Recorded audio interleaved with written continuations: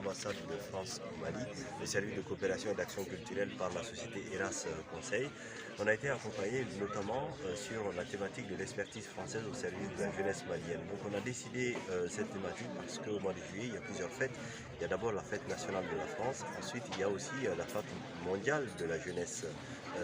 Du coup, pour ces raisons, on a décidé de travailler sur l'expertise française et sur la jeunesse.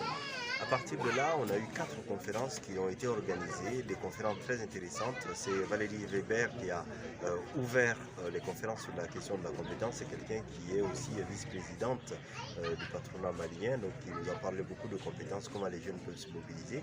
Ensuite, on a eu une conférence qui a été animée par Béatrice Sorobi qui est revenue sur l'éducation en formation et sur les liens à construire avec les entreprises pour se perfectionner.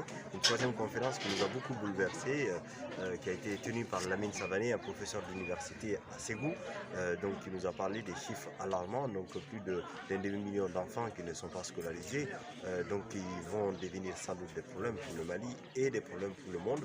Et la dernière conférence aujourd'hui, on était avec Néné Keita Diallo pour parler du potentiel malien, comment transformer le potentiel malien en réalité, avec des astuces d'entrepreneuriat, avec une question, je dirais, fondamentale et de base. Cette question fondamentale, c'est qu'est-ce que l'on souhaite quand on veut engager une démarche entrepreneuriale, qu'est-ce que l'on veut véritablement pour soi-même, pour sa famille, pour le monde, pour le Mali.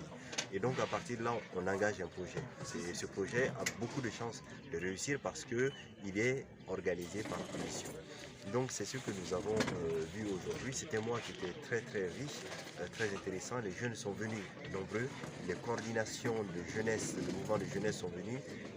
L'association des élèves étudiants du Mali était là, donc l'association Signé Skiton était là aussi, le club UNESCO universitaire était là aussi. Donc on est très content parce que nous sommes en train de mettre en place un écosystème qui va avoir une influence positive dans la vie des jeunes.